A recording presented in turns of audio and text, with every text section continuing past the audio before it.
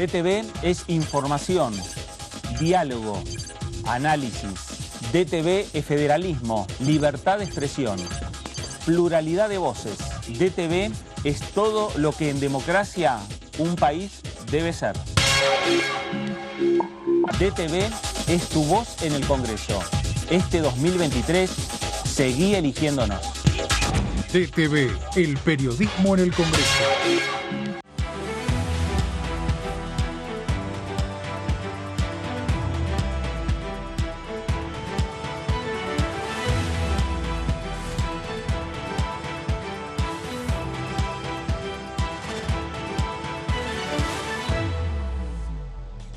¿Cómo le va? Esto es el análisis por aquí por DTV, el análisis por Diputados Televisión. Avanza lo que tiene que ver con el calendario electoral, por un lado, en la República Argentina, el calendario electoral en cada una de las provincias. Esperamos elecciones el próximo día domingo, definiciones internas principalmente, porque son primarias, abiertas, simultáneas y obligatorias en la provincia de Santa Fe. Y por supuesto también va avanzando con su ritmo, con su modo, con los tiempos que marca también un año electoral, el calendario en lo que tiene que ver con las discusiones en este Parlamento Nacional, las discusiones en esta Cámara de Diputados, que por otro lado ha tenido ya reuniones vinculadas a temas energéticos, vinculadas a temas judiciales, vinculados a otras agendas que en definitiva van armando lo que es la agenda principal y la agenda general de los diputados y de las diputadas nacionales aquí en este Congreso de la Nación. Esto es,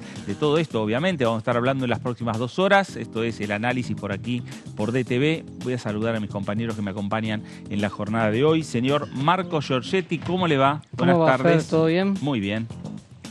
Como decías, pasó una semana donde volvió la actividad en la Comisión de Juicio Político y tenemos novedades para dentro de 15 días recién en esa comisión y nos estamos adentrando en el calendario electoral con Santa Fe como protagonista este fin de semana. Sí, me parece como que los ojos de la política ahora dejan de lado un poco el Parlamento Nacional y viajan a la provincia de Santa Fe. Es ahí donde empiezan a mirar todos de aquí al domingo cómo se define la situación de las primarias, principalmente en Juntos por el Cambio y también, por supuesto, en el Frente de Todos o Unión por la Patria, como se llama el nuevo nombre que tiene el oficialismo para encarar las diferentes elecciones, principalmente pensando en el 13 de agosto y también en las elecciones en octubre. Señora Laura Serra, ¿cómo le va? Hola Fer, hola Marcos, buenas tardes, ¿cómo están? Muy bien. Bueno, sí, actividad legislativa muy reducida. Atento a lo que está sucediendo como decía recién Marcos, lo que está pasando en las distintas provincias y particularmente uno de los distritos más importantes del país como es Santa Fe, donde se está jugando una PASO, una primaria. Recordemos que las elecciones generales en Santa Fe, es decir, para elegir a gobernador y vice, recién se van a celebrar en septiembre. Lo que vamos a asistir este domingo, o los santafesinos van a asistir este domingo, es a una primaria donde, bueno, va a haber candidatos tanto de Unión por la Patria como de el Frente de Frentes, como se ha conformado allá en Santa Fe, Juntos por el Cambio, que tienen también a sus protagonistas.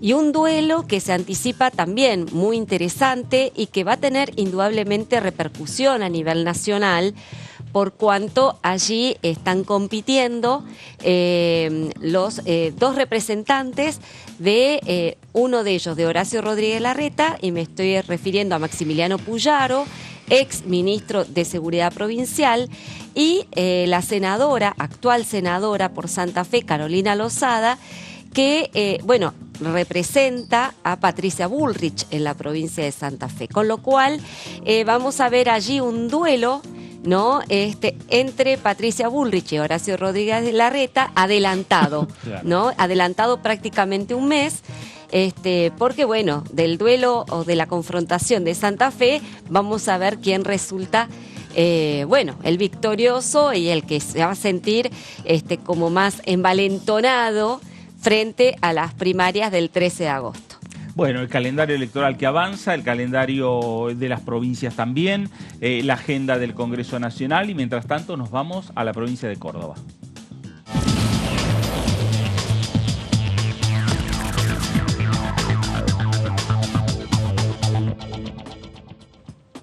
Diputado Eduardo Fernández, ¿cómo le va? Fernando Fraquelli saluda.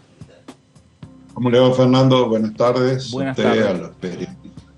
Bueno, acá estamos un poco viendo cómo va avanzando también las miradas políticas que van pensando ahora en las elecciones del próximo día domingo en Santa Fe y seguramente en las elecciones provinciales que faltan hasta el 13 de agosto. Es decir, que el calendario electoral va siendo, digamos, uno de los puntos centrales de la política en la República Argentina, Eduardo.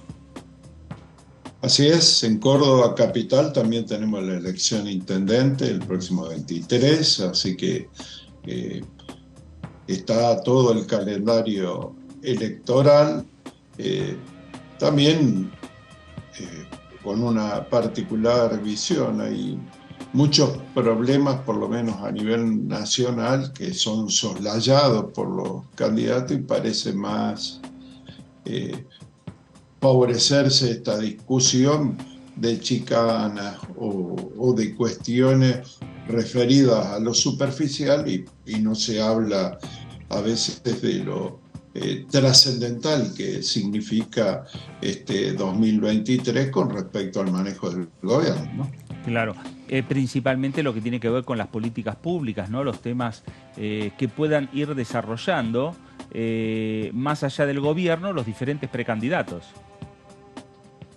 Fíjese que está cargado los mensajes, los actos de cuestiones como, bueno, vamos a terminar con tal fuerza, o diciéndose o tirándose o buscando qué es lo que más impacta en la ciudadanía con respecto al problema de la inseguridad, pero resulta que cuando tienen que hablar de qué van a hacer, por ejemplo, con el sistema previsional argentino, o qué van a hacer con la deuda externa, o qué van a hacer con la industria, la protección, no se habla de... ¿Usted escuchó, por lo menos de la oposición, hablar a algún candidato sobre integración latinoamericana para enfrentar la cuestión comercial? Nada, van los candidatos del Parlasur y la verdad que ese tema está ausente, por lo menos en las principales alocuciones, reportajes, actos, y ni hablar de los spots, ¿no? Parece que los grandes temas están ausentes. Lo único que por ahí se le escapa a un asesor de Patricia Bullrich, cercano, diputado él, que dijo que bueno, que el PAMI lo cerrarían, por ejemplo. No tienen empacho para decir eso o hablar contra la educación, no diciendo cómo la van a afrontar o mejorar. La verdad que alerta esto, porque son discusiones de política de gobierno, pero habría que decirle a la sociedad, porque si seguís poniendo por adelante las chicanas, la cuestión efectista y ocultás lo que vas a hacer, la verdad que es verdaderamente una estafa a la sociedad. ¿Cómo le va, diputado? Laura Sarra lo saluda. Preguntarle, porque usted mencionó recién que va a haber dentro de poquitos días más una elección a intendente allá en la ciudad de Córdoba, una elección que es clave también luego del triunfo de Martín Yaillora en la provincia de Córdoba como candidato a gobernador, ahora es gobernador electo. Juntos por el Cambio va a intentar arrebatarle al oficialismo cordobés la principal silla que hoy tiene, dentro de las intendencias, una de las más importantes, ¿no? Que es la capital de Córdoba. No sé bien cómo está jugando su agrupación, porque tengo entendido que el schiarettismo va a apoyar, y está apoyando de hecho, a Daniel Pacerini. Sabemos que Juntos por el Cambio apoya Ay, se me fue Rodrigo el nombre. de Loredo. A Rodrigo de Loredo, ahí está, bien, se me hizo la laguna. Sí, yo también me cuesta al Ahí pobre está. Rodrigo. Pero no sé le digo un cómo... sobrenombre que no le voy a decir acá. No sé bien, bueno, cuál es el candidato del Frente de Todos, digo, del kirchnerismo. No sé si está jugando allí algún candidato del Frente de Todos. Hay una parte de los partidos y agrupaciones que integra el Frente de Todos que presentó fórmula para la provincia, para la ciudad capital, para la intendencia. Va al frente un colega mío que es el actual presidente de APIME, Humberto Spachesi, con dirigentes cooperativistas, es decir, con un carácter social, porque el municipio pasa más o menos lo mismo, ¿no? Poco hablan de los problemas de los ciudadanos. Usted dice, bueno, es el candidato de Schiaretti, hay algún sector del peronismo que duda que Schiaretti esté apoyando totalmente a Daniel Pacerini, porque resulta muy difícil entender. El actual gobernador quiso ir con Juntos por el Cambio. Larreta lo invitó y esto fue así. Fruto de ese acuerdo, la vicegobernadora electa viene de Juntos por el Cambio, junto con Yarlora. Y a Daniel Pacerini le pusieron como viceintendente al que era presidente del PRO por muchos años. Claro.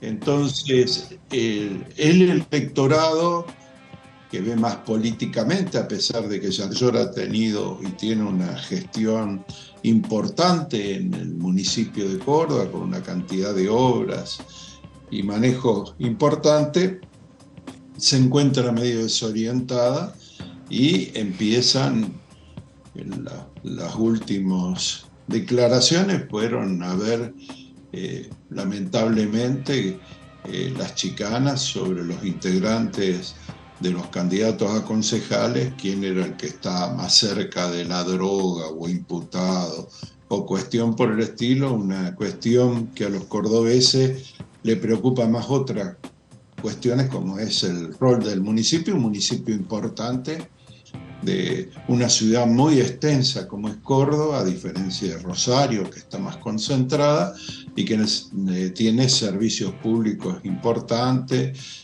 una empresa estatal de transporte que convive con empresas privadas también, entonces es una problemática y está haciendo campaña en el marco de una Córdoba que le decíamos, fruto de que también lo que es llamado el frente todismo cordobés no tuvo un buen resultado en las elecciones provinciales, ¿no? Que no se puede solamente adjudicar a la gran polarización, que es un hecho objetivo que hubo, sino también a una falta de identidad. Habemos sectores que queremos y creemos construir una identidad en Córdoba y que sepamos que no somos una franquicia de un frente porteño, sino ciudadanos, ciudadanas, dirigentes políticos y sociales que quieren para Córdoba un futuro distinto y que estamos muy preocupados por el futuro de Córdoba, que siempre se lo trata de aislar del de la República Argentina y no es muy distinto. Ustedes están viendo qué es lo que sucede en las elecciones provinciales en las diferentes provincias y también en las grandes ciudades. Diputado, ¿cómo le va? Marco Giorgetti. Hablando de Córdoba puntualmente y trayéndolo aquí al Parlamento, de su autoría se aprobó en la última sesión un proyecto de resarcimiento o refinanciamiento de la deuda de NOSA, que es el ente que se encarga de las obras sanitarias. Particularmente, usted este proyecto lo pensó por una situación puntual que se vive en Córdoba con el tema de las obras con este organismo puntual. ¿Nos puede explicar cómo fue que se dio este proyecto? No, mire, el total de la deuda de ENOSA, le voy a decir números redondos, era más o menos 85 millones de dólares. Eran deudas que no fueron especificadas y que estaban en cabeza de los municipios con garantía también de coparticipación de las provincias o en los prestadores de servicios, que en muchas de estas ciudades, no solamente en Córdoba, en otros lugares, son de cooperativas. Entonces el problema pasó a ser de los ciudadanos. El municipio. A ver, estamos con alguna complicación. A ver, en la comunicación. No puede ser que estamos hablando de hace años. Eduardo, a ver, la última parte se entrecortó mucho. Ahora sí. Se entrecortó, Eduardo, la última parte de su respuesta a la pregunta que le hizo Marcos respecto a cómo surge finalmente esta decisión de impulsar este proyecto. Claro,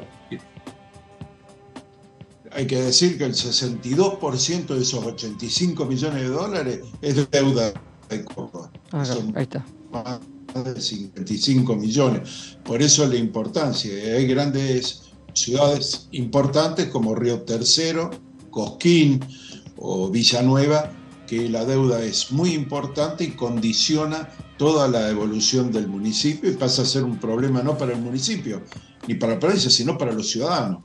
Por supuesto que las arcas provinciales también iban a sufrir porque ENOSA tenía que ejecutar esa retención de coparticipación que está suscripta en los contratos. Entonces ahora, Eduardo, a partir de sancionar esta norma, ¿qué es lo que va a pasar con esa deuda que existía en un momento determinado? Se especifica, se condonan los intereses, que es una gran parte de esos 85 millones eran intereses, el 53%. El 47% era del capital original. El capital original va a ser refinanciado entre 10 y 20 años, depende del monto de la deuda, esa queda a criterio de ENOSA cuando suscriba la refinanciación, con un límite también para el municipio, para no desfinanciarlo, en lo que se refiere a coparticipación y recursos propios del municipio, y con un año de gracia que le va a permitir ser incluido en los presupuestos municipales para no alterar una finanza que en muchos de estos municipios que estamos viendo en Córdoba es bastante apretada. Es decir, que tiene una cantidad de ventajas y se soluciona un problema histórico. Lo llamativo de este problema, que surge después de la especificación, y hubo proyectos. Mire, el primero que trajo este tema a la Cámara de Diputados fue Héctor Polino en el año 2002. Al 2004 se presentan 41, 42 proyectos de 14 partidos distintos y de todas las provincias. Se logra una media sanción y luego encuentra una traba en el Senado. Esa falla, vi la posibilidad de incluirla, esta condonación como forma de saldar la deuda, porque el artículo 53 del presupuesto nacional que sancionamos para este año, el 2023, permite condonar deudas a municipios por obras de infraestructura, y en ese momento ENOSA estaba bajo la jurisdicción del Ministerio del Interior. Es decir, encontramos la forma legal porque el Poder Ejecutivo por sí no lo podía hacer. En el 2014 ENOSA empieza a emplazar a los municipios. En el 2015 se produce otra vez otra avalancha de proyectos que tiene un dictamen. En ese momento era Roberto Feletti, el presidente de la Comisión de Presupuesto, que lo firma, encuentra dictamen y nunca pudo llevarse a cabo también por estos problemas técnicos. Es la primera vez que logramos media sanción y un compromiso de la Cámara de Senadores con la que he estado hablando para tratar los prontamente. Si no hubiera fallado la sesión de ayer, incluso la propuesta era incluirlo porque abarca 13 provincias de todos los signos políticos y los municipios también son de todos los signos políticos los que tienen esta problemática. Me interesa eso, diputado, porque estamos viendo que el Senado, la parálisis del Senado va acumulando media sanción de diputados de hace ya 2 sesiones y varios meses, y no parece destrabarse esa situación, y si no lo hace, este proyecto corre riesgo de quedar sin tratamiento en el Senado y por ende sin la aprobación, como usted dice, y con el interés detrás de varios espacios políticos. Y además que vence el 31 de diciembre la facultad que dio la ley de presupuesto nacional. Si se vence eso, habría que renovar también y volver a discutirlo. Mire, en esto una precisión política. Hay proyectos, quizás es importante por su trascendencia dentro de las finanzas de provincias y municipios. Y por supuesto para el alivio de los ciudadanos y ciudadanas de esos lugares. Pero hay proyectos importantísimos que no están siendo tratados. En el Senado ayer, con el problema que se usa electoralmente de la droga, la lentitud de la justicia, se frenó justamente dar la aprobación para una cantidad de jueces y fiscales importantísimos. Y resulta paradójico y contradictorio que en medio de un proceso donde, bueno, parece que hace un mes han perdido la palabra republicanismo, la oposición. Habla de ello cuando tienen un número, en realidad lo hacen para interrumpir, porque frenar, se puede frenar incluso políticamente, pero entonces si vos tenés un número para evitar el quórum, la práctica política es impedir el funcionamiento del Congreso, ya no como una cuestión puntual, sino como una política. En la Cámara de Diputados usted vio toda la cantidad de despachos de leyes que salieron en la última sesión. Algunos iban a perder carácter parlamentario y se hizo un acuerdo para poder tratar esto, pero cada vez que hay que hacer una sesión, que en lógico debate político se pueden incluir temas que interesan más a una fuerza, a algún bloque que otro, compatibilizar eso, pero el no funcionamiento es una actitud antidemocrática. Antidemocrática. Aún, como tenemos nosotros, antidemocrática. ¿Le parece? Digo, no dar quórum es antidemocrático. Aparece como un juego democrático, aparece como una herramienta democrática, pero impide cuestiones muy importantes. Yo le diría, pregúntele a todos los empresarios que pasaron y opinaron, por ejemplo, por el compre nacional, la modificación de los porcentajes de beneficios del compre nacional. Pregúntele a los científicos, técnicos, a las universidades y a las empresas que están vinculadas a la ciencia y la técnica, no tratar el Plan 2030. Pregúntele a los fabricantes. Diputado, está bien, pero usted está mezclando dos cosas ahí, porque, pasado. Discúlpeme, pero usted está mezclando dos cosas. Usted está poniendo el tema del compre nacional, que eso no es un tema que haya impedido a la oposición por falta de quórum, sino el oficialismo no lo puso en el temario para tratamiento en la Cámara de Diputados. Y respecto del Senado, usted dice sí.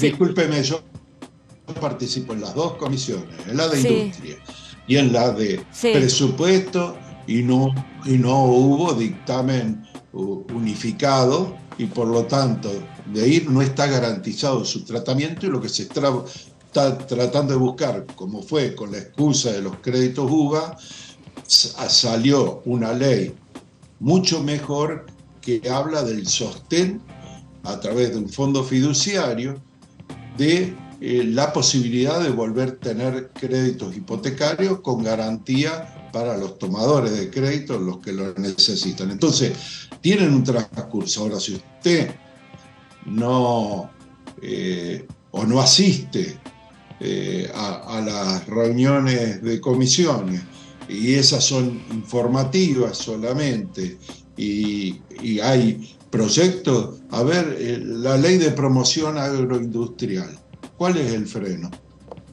Hicimos por consenso en la Comisión de Agricultura un nuevo proyecto, pero dentro del otro bloque. Ahora, con el mismo argumento, digo, discúlpeme, ¿no? Pero en la oposición dice que con el mismo argumento el oficialismo no da quórum para tratar el tema de alquileres. Digo, por ejemplo, y me parece que no es antidemocrático. No es así, no dar... no es así, no es así. Nosotros tenemos dictamen de alquileres. No, pero no dan quórum, no firmaron la nota para dar quórum. No.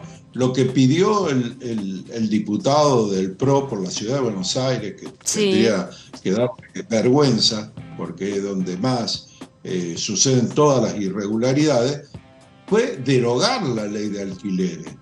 Es decir, dejar... Sí, pero después hubo una convocatoria para el 23 de agosto donde se van a tratar todos los expedientes y el Frente de Todos no firmó la convocatoria. Ergo, no van a participar el 23 de agosto para la sesión especial. Digo, eso es lo que estoy planteando. No, sí, digo, diputado, yo también concurro a las sesiones. Lo que no nos sometemos a la extorsión para el titular en el diario. Bueno, pero eso no quiere decir que sea una conducta antidemocrática. El miembro informante... Cuando vio que la pata que había metido el compañero de bloque de él, del PRO, saca de la galera y dice: yo no voy a hacer esto para hacer política electoral, Mario Negri. Y resulta que, ¿de quién es esta ley de alquiler? ¿Quién la puso? La votaron ustedes también, diputado. La votaron ustedes, la votaron todos. Todos la votaron. Todos los bloques la votaron. ¿Usted conoce los dictámenes? Yo cubro todas las sesiones, cubro las comisiones, sé perfectamente cómo son los proyectos.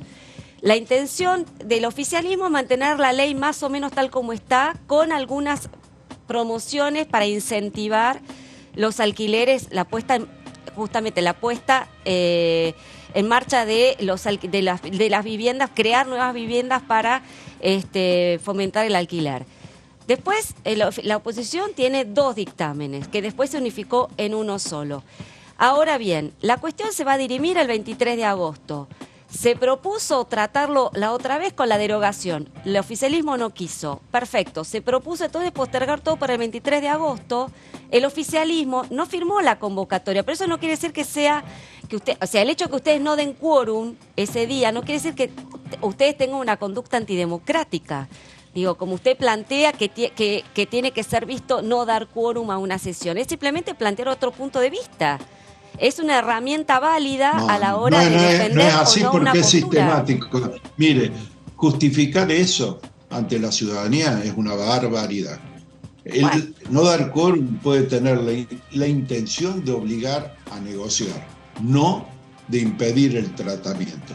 Nosotros seguramente decidiremos en ese momento. Ahora, no vamos a actuar bajo presión cuando quieren traer temas y hay temas pendientes en el tratamiento que son de interés general de la ciudadanía y que nosotros creemos hay que tratar y que son permanentemente bloqueados. Hemos hecho enorme esfuerzo para que el Congreso funcione y lo vamos a seguir haciendo. La actitud de ellos, yo le digo, Laura, informe bien usted. Yo informo bien, creo que informo bien, digo, usted puede estar o no de acuerdo, pero informo bien. No, pero mire, dígale cómo votó los bloques, el interbloque de la oposición, todo dividido en la única. Por uno, hasta esta ley de NOSA. Algunos radicales y el PRO votaron en contra ¿Y cuál es el de sus propios intendentes. Bueno. Eduardo. ¿Cuál es el problema? Ellos están viendo cuál es la táctica que más enfrenta a los argentinos. Nosotros vamos a seguir obligándonos a tratar temas que logren consenso. Somos los únicos que hablamos de los consensos para resolver los problemas de los argentinos. Ellos, cuanto peor, mejor. Eduardo, cuando hablamos de discutir una agenda de consenso, por estas dos primeras reuniones que ya tuvo la Comisión de Energía con la Comisión de Presupuesto por un proyecto que está impulsando el Ejecutivo, del cual el propio ministro de Economía, Sergio Massa, y precandidato, habló de la necesidad para darle valor a lo que tiene que ver con la energía y con el combustible en la República Argentina, el proyecto de ley de gas natural licuado. ¿Usted ve que puede ser motivo de discusión en una agenda de consenso o ve que hay muchas diferencias en la comisión? Las exposiciones en las comisiones han sido hasta ahora informativas, tanto de los directivos de YPF como los miembros de la Secretaría de Energía con la ingeniera Rollón, y trajo para responder todo lo referido al proyecto. Durante el desarrollo del mismo, de estas audiencias hubo claramente discurso de tipo legítimamente político, más que preguntas sobre el proyecto en sí, y yo creo que sobre el proyecto se contestaron algunas cuestiones. Seguramente incluso desde nuestro bloque vamos a proponer algunas modificaciones. Ninguna ley que vino del Poder Ejecutivo durante esta gestión salió sin modificación. Y yo lo desafío. Todas las leyes han tenido modificaciones. Y lo traemos a escena. Estamos discutiendo cuestiones importantes, que es una promoción, en este caso del gas natural licuado, que requiere una industrialización, por lo tanto va a haber transformación, agregar valor y terminar de completar este círculo virtuoso, que no es solamente la exploración, la extracción, el transporte, sino también en el caso del GNL la posibilidad de transportarlo o tener reserva para los momentos pico de consumo. Por lo tanto, es un proyecto que no es de este gobierno, no es de Massa, no es de ningún nombre, es un proyecto estratégico por los plazos de duración. Lo mismo estamos proponiendo en ciencia y técnica. Hay una diferencia. Nosotros tenemos un plan estratégica con respecto al rol del Estado y cuáles son las cuestiones fundamentales. Hay otros sectores políticos que seguramente, yo escuchaba a una diputada, digo, no sabía si estaba hablando el bloque del FIT o del PRO, porque verdaderamente se habían puesto en defensa o en buscar puntualizaciones en defensa supuestamente del Estado. Lo podrían haber hecho en los 4 años de gestión de ellos, y la verdad que daría más naturalidad a esas preguntas que hicieron. Diputados, ¿esperaban dictaminar antes o en menos cantidad de reuniones este proyecto de GNL? ¿Se encontraron con una oposición? No hubo reunión de comisión, son reuniones informativas, sí, y seguramente van a moverse. Pero la presencia, digamos... Nosotros siempre tenemos la expectativa, no porque le favorezca al bloque, sino porque le hace falta a los argentinos. Digamos, así que... La presencia de Rollón fue un poco un pedido de la oposición. Si hubiese sido por el oficialismo... No, lo explicó Rollón también. Eso es para los diarios, igual que la ley de alquileres. La secretaria Rollón estaba invitada para la semana anterior por una cuestión de agenda, y que es público, porque qué es lo que había que resolver, porque usted lea los diarios, va a ver que fue así, lea la agenda que hubo en la Secretaría de Energía, y se quiso adelantar con YPF. Ahí el argumento fue terrorífico, dice, no, es una empresa. Y si bien YPF es una empresa aparte, tiene la mayoría de capital, pero es privada, estamos tratando intereses, digo, nunca, ojalá hubieran procedido así siempre, ¿viste? El tema, sí, hay temas que hay que adelantar. Algo ¿sí? que no fue invento de los diarios, fue el discurso del diputado Rolando Figueroa, esa primera reunión con la presencia de los directivos de YPF, que sorprendió un poco por el tono, ofuscado por el tratamiento que se estaba dando. La sensación que quedó a la vista es que las puntualizaciones que hizo Juntos por el Cambio no eran algo que sorprendió a los que querían dictaminar, o esperaban dictaminar con un par de reuniones informativas. Esa es mi explico por qué le hice la pregunta. Es así, lo hablé con el gobernador electo, que salió de ahí. Una de las cuestiones que hay que resolver es que en el mismo Neuquén no hay la suficiente red de gas natural, no solo que se ha firmado ya el acuerdo, el convenio, se están proveyendo los fondos, porque era un reclamo legítimo. Usted sabe, en este sentido, que las provincias también tienen en el directorio de YPF y se enteran de todos los gobiernos provinciales que son miembros del directorio de YPF. Por lo tanto, siempre va a haber, y a mí no me sorprenda que haya debate político. El problema es que es esto, esto le interesa a ustedes.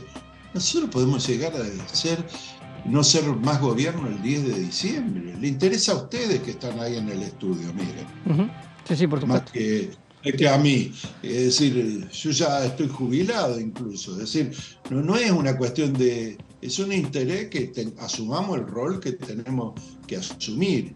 Y es eso lo que no asumen, y podemos discutir, pueden aportar. La discusión sobre el UBA, hemos incorporado un montón de cuestiones que nos pareció razonable, como es la posibilidad de transferencia de las propiedades, de los créditos, la portabilidad de las hipotecas, para crear un mercado de hipotecas, pero con una garantía, teniendo la experiencia que hubo en el año 2018 en el mundo, en Estados Unidos concretamente. Entonces, con un rol del Banco Central, ahora le estamos dando y piden algunas cosas, donde el Banco Central tiene que encontrar un sentido, y usted escucha la oferta electoral donde dice uno lo quiere dinamitar, el otro prender fuego y el otro privatizar con algún gerenciamiento privado. Nosotros lo único que pedimos es que luego esto que hay que hablar con los empresarios, con los ciudadanos, tenga algún grado de coherencia. Nosotros pretendemos tenerla con todas las dificultades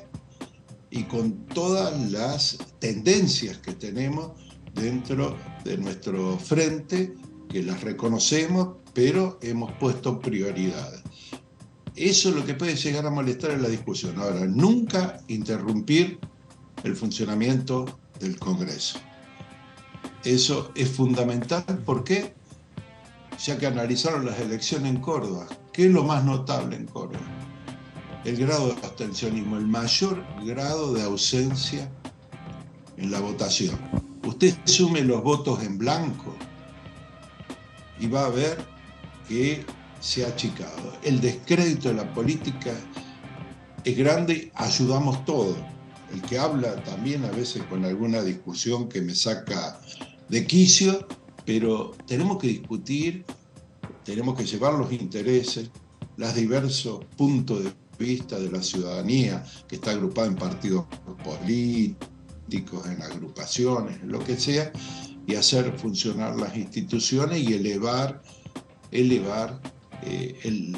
debate a cuestiones conducentes. Si no, cuestiones como esta, no quórum, es decir, aparece paralelo, no hay sesión porque no hay quórum, y al otro día, a las 24 horas, se aumentan las dietas, salió el decreto. Entonces, usted póngase del otro lado, ustedes están metidos en el tema. Sí. El que no ve esto, nosotros tenemos que dar fe y lo hacemos con el funcionamiento de la institución.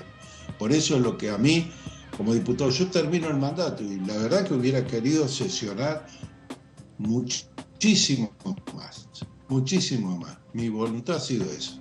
No he faltado a una comisión y falté una sesión porque una reprogramación y estaba operado, no pude viajar. Pero la verdad que tenemos que hacer mucho de nuestra parte para que esto funcione. Es la esencia de la democracia y así creo yo, por lo menos en lo personal, tiene que ser. Eduardo, gracias por estos minutos para con Diputados Televisión. Por favor, disculpen, a lo mejor no ha estado bien la comunicación y yo por ahí no más claro, no he querido discutir con la periodista, por favor, es decir, pero la verdad que estamos haciendo mucho esfuerzo, presento proyectos, llevo estudiadas las cosas y a veces cuando salen los acuerdos no aparecen con claridad los fundamentos tampoco, así que tendremos que hacer mucho más esfuerzo para llevarle claridad al pueblo argentino, porque somos uno de los poderes y el lugar donde se discute y podrían canalizarse mucho mejor todas estas opiniones. Gracias Eduardo, muy amable. Gracias. El diputado Eduardo Fernández, diputado del Frente de Todos por la provincia de Córdoba, los temas que tienen que ver con la agenda del Parlamento Nacional, los temas que tienen que ver con la agenda también del calendario electoral, como son las elecciones en la provincia de Córdoba, que es la elección de intendente que tiene que resolver la provincia en el turno electoral después de lo que va a ser las elecciones, o antes, van a ser antes de las elecciones primarias, para fines de julio, ¿no? Las elecciones de intendente en la ciudad capital, y ahí también las discusiones que se dan desde el punto de vista político, desde el punto de vista electoral, claro, y el funcionamiento de las cámaras legislativas.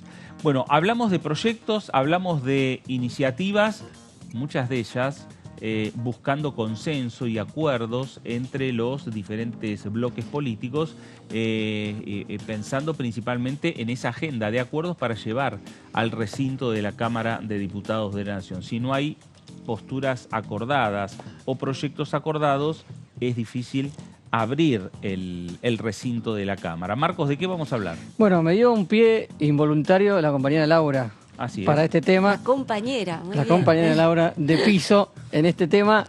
Alquileres. Sí. ¿Dónde estamos parados y de dónde ver, venimos? ¿Cómo sí. llegamos hasta esta situación que recién la charlábamos con el diputado Eduardo Fernández? Hay que remontarse al principio de todo para ir haciendo el hilo, como en las redes sociales, un hilo, vamos a ir haciendo, del paso a paso en la ley de alquileres. Todo esto comenzó el año pasado, en abril del 2022. La oposición pidió efectivamente una sesión especial. En ese momento apareció la convocatoria, se presentó con la firma de los presidentes de bloque de la oposición para tratar los proyectos que había presentado hasta ese momento, varios que ya estaban pidiendo la derogación del tema. Volvamos para atrás porque me faltaba una partecita. En ese momento se reunieron para desactivar, con iniciativa del oficialismo, para desactivar la sesión y para comenzar el debate en comisiones. Recordemos, la Comisión de Legislación General, que era presidida en su momento por la actual presidenta del cuerpo, Cecilia Moró, y hubo un acuerdo de tratarla en un mes el tema y emitir despacho. Seguimos, ahora sí. ¿Qué pasó durante ese debate, durante ese mes, durante ese compromiso al que llegaron los presidentes de bloque? Bueno, vinieron las tres patas de este tema, que ha sido el gran problema de esta cuestión de alquileres, congeniar entre las tres patas un consenso en cuanto a las características principales que tiene que tener una ley. Propietarios inmobiliarios estuvieron cercanos a volver a los 2 años en los contratos de alquileres y un tope de indexación, de actualización de los montos de no más de 6 meses. A diferencia de la ley actual, que son 3 años y 1 año de actualización. Hubo incluso sectores de estos dos espacios que insisten con el tema de derogar la ley actual y volver a empezar de cero el debate. Y el otro costado de la discusión son los inquilinos que pidieron sostener los 3 años y un fuerte, subrayar fuerte el pedido que hacen con el tema de las garantías, que la ley actual es una de las cosas importantes que vino a regular, que es que previo a la ley del 2019-2020, las garantías estaban un poco en un gris y cada inmobiliaria te pedía una cosa distinta a la hora de alquilar. Estas dos cuestiones son fuertemente defendidas por los sectores de los inquilinos. ¿Qué dictámenes llevamos entonces en ese momento? 3 dictámenes como resultado de esto. El oficialismo se volcó a lo que pidieron los inquilinos, sostienen los 3 años en los contratos e incorporó, como bien dijo Laura en la entrevista, el tema de los incentivos para aquellos que ponen en alquiler propiedades ociosas, como se suele decir. Y también sostiene la actualización anual de los montos con una posibilidad de índice mixta entre salarios e inflación.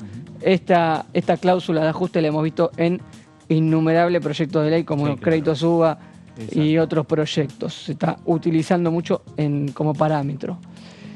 Los otros 2 dictámenes corresponden a la oposición en ese primer debate en comisiones. Juntos por el Cambio propone la vuelta a los 2 años de la actualización de los contratos con actualización semestral a negociación libre entre las partes, y el interbloque federal, en ese momento Graciela Camaño más Provincias Unidas, estaba a la cabeza el diputado Agustín Domingo de la provincia de Río Negro, también se volcaron por los 2 años de los contratos con actualización semestral, pero con índices de ajuste que tengan en base la inflación y los salarios también.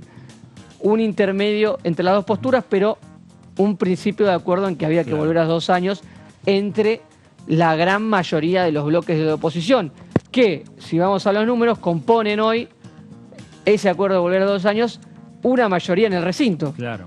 Ahí sumando estaría llegando a una mayoría de 129 diputados. Exactamente. Aquí tendríamos una mayoría. Pero ¿qué pasó después? Sí. Esto fue de vuelta a presupuesto por la inclusión de la vivienda ociosa, el nuevo apartado que incorporó el oficialismo. Fue a la Comisión de Presupuesto, que no estaba en el debate, y ahí, Juntos por el Cambio, vamos a la siguiente placa, ahí el oficialismo mantuvo su proyecto tal cual lo contamos recién, no hubo modificaciones, 3 años de actualización anual, firmaron dictamen en presupuesto con ese mismo dictamen, y la oposición unificó criterios, algo esperado.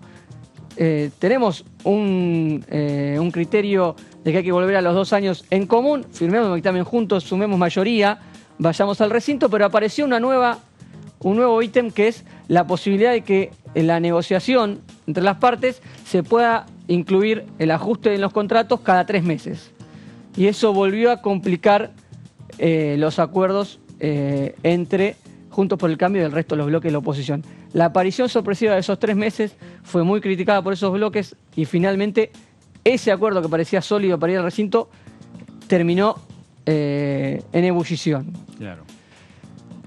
Hasta acá estuvimos largos meses en este punto de no acuerdo entre los bloques de la oposición, sin posibilidad de salida de este laberinto de en dónde poner los meses mínimos que se requieren para volver a negociar los montos de los alquileres.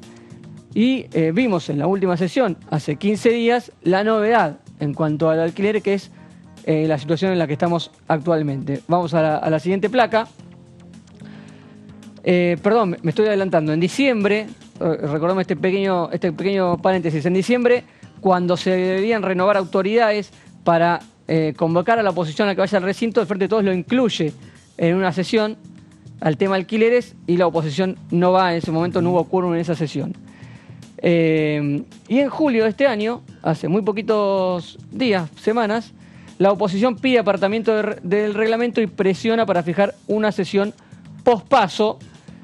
Y la novedad es que aparece nuevamente y como prioridad, porque el primer pedido de apartamiento de la oposición para tratar en esa sesión el tema de alquileres fue tratar un proyecto de ley de derogación y ya no los dictámenes que están desde el año pasado vigentes. Aparece en Juntos por el Cambio, parece tener mayor consenso hoy en día el tema de derogación directa de la ley, así lo expresó Hernán Lombardi en su pedido, y además Martín Tetoaz propuso ir por la derogación y después comenzar de cero la discusión por un nuevo proyecto de ley de alquileres. Y con esta situación que vimos en el recinto y con la presión que ejerció Juntos por el Cambio, los presidentes de bloque que habían firmado en aquel momento ese consenso, ese dictamen de consenso, firmaron la convocatoria y hoy tenemos también la posibilidad de que la oposición se reúna, construya una mayoría y habilite una sesión para hablar de alquileres en el recinto, algo que se viene postergando desde hace más de un año. Tengo entendido, ahí estamos corregime, Marcos, que la convocatoria para la sesión de agosto se hace con todos los proyectos a la vista, ¿no es cierto? Exactamente. O sea, no es solamente la derogación. No, yo lo que digo es que cuando hicieron los pedidos de apartamento apareció como prioridad la derogación. No sé si es una señal de cómo está el tema dentro de Juntos por el Cambio, si dentro del principal bloque opositor hoy tiene prioridad la derogación o los dictámenes. En los pedidos de apartamento se pidió por la derogación.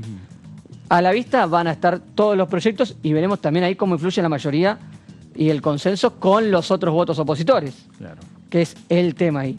Si Juntos por el Cambio piensa que hay por la derogación, pero los otros bloques opositores no acompañan esa derogación y no se construye mayoría, estamos en la misma situación de no consenso del principio.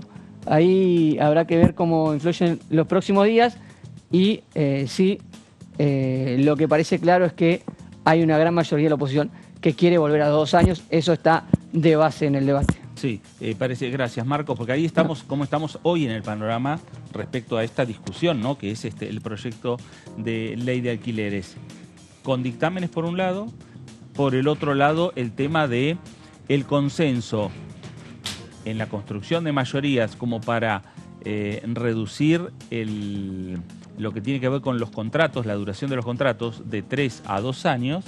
El tema es de qué manera, cada cuánto tiempo y de qué manera se hace la actualización. Efectivamente, Ahí sobre está. todo en un contexto de inflación que, no da tregua, ¿no? Claro. Porque ese es el principal problema que aqueja a la posibilidad de alcanzar consensos sobre esta cuestión, ¿no? El tema de la inflación, uno Claro. nunca sabe, no sabe concretamente cómo se va a comportar el índice de precios, digamos, en lo que va del año, tampoco el año que viene. Entonces es muy difícil de predecir y como lo decía Graciela Camaño, ¿no? En el recinto, es muy difícil regular por medio de una ley un tema cuyos valores van cambiando constantemente al ritmo de la inflación. Entonces, todos los intentos que se hacen, lamentablemente, no llegan a un buen puerto, claro, porque, los valores cambian constantemente. La situación es esa, ¿no? Veremos finalmente quiénes se sientan en el recinto a la hora de debatir esta cuestión, que está claro que es un tema que incomoda y mucho al oficialismo, ¿no? Incomoda y mucho. La oposición tiene sus problemas internos, como bien explicaba Marcos, para llegar a un punto de acuerdo, aunque están más cerca que lejos de llegar a un punto de consenso. Y yo creo que es eso que marcás vos del contexto, la profundización de la inflación, de la escalada de la inflación, puede llegar a dar, ahora sí, un sentido mucho más loable a la derogación, es decir, que quede todo más flexible porque no sabemos hasta dónde puede llegar la situación macroeconómica. Ahí está, la cuestión es que ahí no hay puntos de consenso, porque la derogación de la ley, dicen algunos, yo no soy una experta en el tema, pero bueno, daría piedra libre para aumentos inusitados, claro, ¿no es cierto?, desmedidos. Una ley, de alguna manera, te permite por lo menos encorsetar digamos, esas subas. Pero bueno, hoy tenemos una situación que a nadie conviene, ¿no? Claro. Evidentemente, hoy tenemos, como ustedes ven bien, oferta absolutamente limitada, lo que hace encarecer los valores de los alquileres, inquilinos que no solamente no pueden pagar, sino que no encuentran inmuebles para alquilar tampoco. Claro. Los pocos inmuebles, algunos están siendo ofrecidos por las plataformas internacionales para el turismo. En dólares. En dólares. Entonces, hoy tenemos una situación que hay que abordar. Claro. Y justamente lo que discutíamos con Fernández es el hecho de que el dar quórum o no dar quórum, porque él de alguna manera sostiene que no dar quórum, y lo dijo, suena como anticonstitucional. Cuando ellos también han utilizado esa herramienta para taponar muchas de las iniciativas de la hoy oposición, pero también cuando Juntos por el Cambio, otrora Cambiemos, era oficialismo. Lo hemos visto en infinidad de sesiones. ¿Y saben cómo se puede resolver esta cuestión del dar quórum o no dar quórum?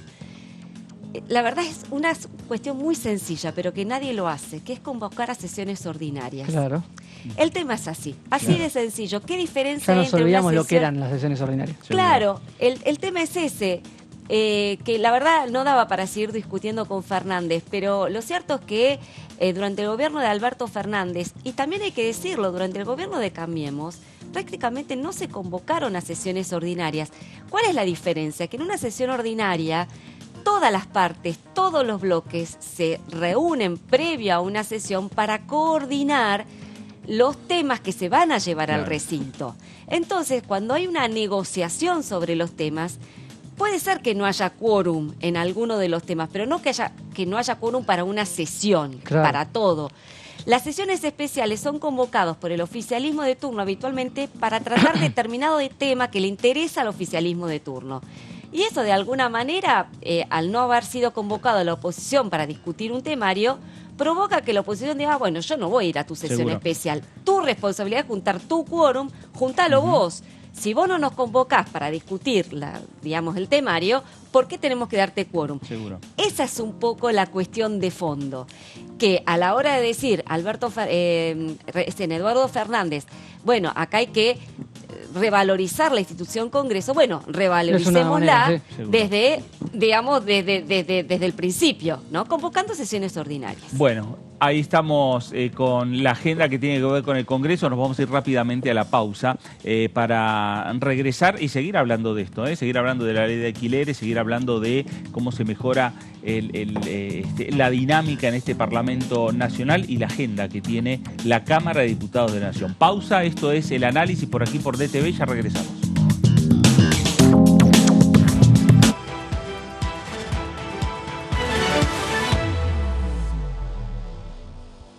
De noticias parlamentarias.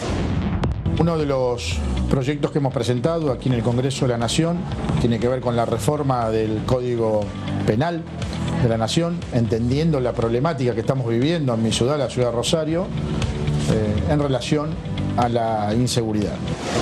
Había un proyecto que nos llamó la atención y entonces lo destacamos acá. Entre esos proyectos, este sí se iba a analizar y se va a analizar en la próxima reunión de Desarrollo Humano, que es un proyecto de la diputada Estela Hernández relacionado con los delitos de abuso sexual, lo que comentabas, abuso sexual, secuestro y femicidio ejercidos contra niñas indígenas. DTV, el resumen, de lunes a viernes. Este es el gasoducto Presidente Néstor Kirchner, una obra de escala mundial realizada en tiempo récord, que unirá la energía de Vaca Muerta con todo el país. Gasoducto Presidente Néstor Kirchner, mueve energía, mueve al país. Buena semana, ¿cómo andan? Bienvenidos, bienvenidas, aquí estamos.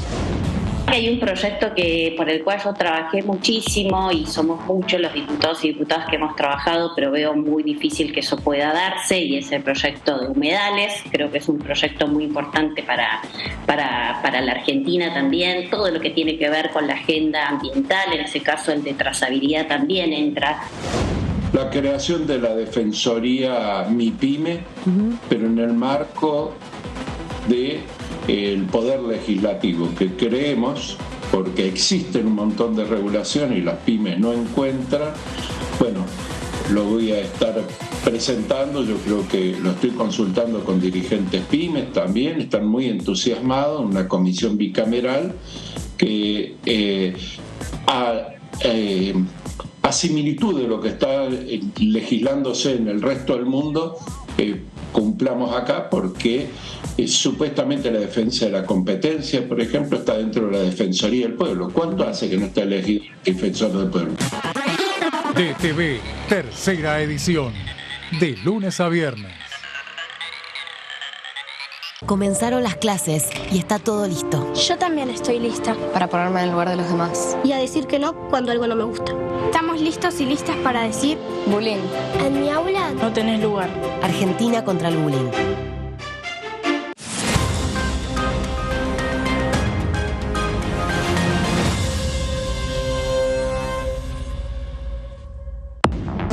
Hola, hola, ¿cómo están? Bienvenidos y bienvenidas a una nueva edición de Ecoagenda. Es necesario que se reconozca un día en el año como el Día de la Mujer en la ciencia, porque todavía somos una minoría, las mujeres que nos dedicamos a hacer investigación científica.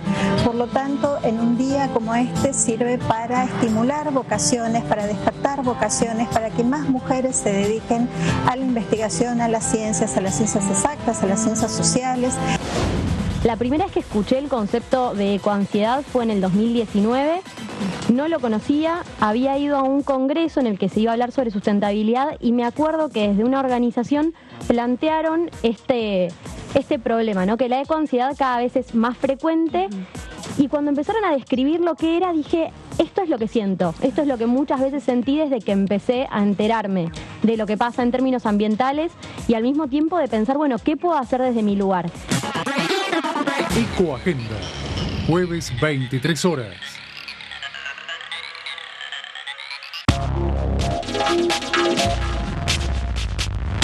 DTV es diálogo, análisis, información. DTV es pluralidad de voces, federalismo, libertad de expresión. DTV es todo lo que un país en democracia tiene que ser. DTV es tu voz en el Congreso. Este 2023 seguí eligiéndonos. DTV, el periodismo en el Congreso.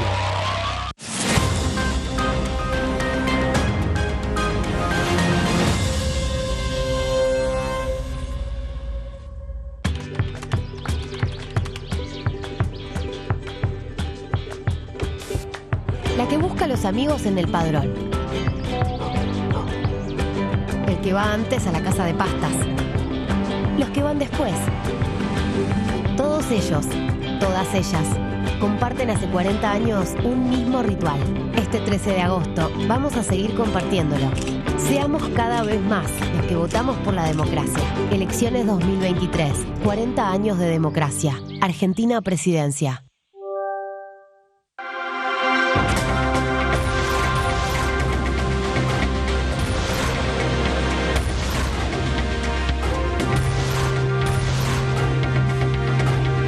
Ellos son tu voz en la tercera edición. DTV, el periodismo en el Congreso.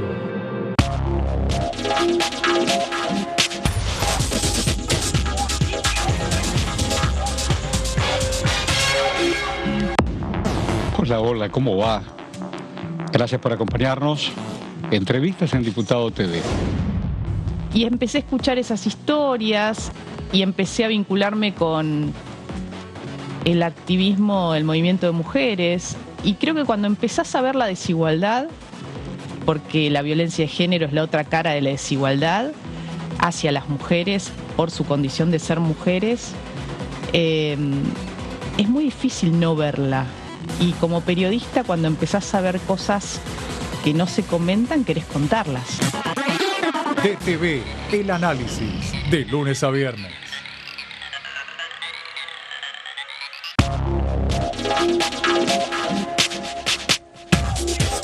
DTV es información, diálogo, análisis. DTV es federalismo, pluralidad de voces, libertad de expresión. DTV es todo lo que un país en democracia tiene que ser. DTV es tu voz en el Congreso.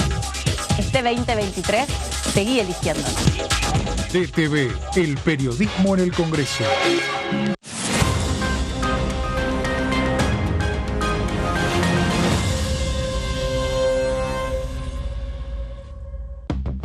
Alcanzamos el Producto Bruto Interno más alto de los últimos 5 años, con un crecimiento del 5% en 2022. Y detrás de ese dato, seguimos creando empleo en cada rincón de la Argentina. ¿Cómo les va? Muy buenos días. Exactamente 10 de la mañana. Arena es para sostener abierta la fractura, porque con el agua se rompe la piedra y si no se pusiera algún agente de sostén, eso se volvería Eso es para sacar gas, ¿no? Gas y petróleo. O sea, lo que gas y petróleo está en la piedra, entonces la perforás con el agua. Y queda la arena y a través de los poros que se generan en la arena va fluyendo el gas y el petróleo. Básicamente se llama agente de sostén. Es importante, me parece, que podamos empezar a poner en discusión, en la agenda, temas como este, porque bueno, la producción de gas en lo que se llama ahora, ¿no?, la transición energética, el gas es una opción para ir trabajando, para tener energía, si bien es un elemento no renovable, pero para tener energía mientras logramos esa famosa transición energética. DTV, primera mañana, de lunes a viernes.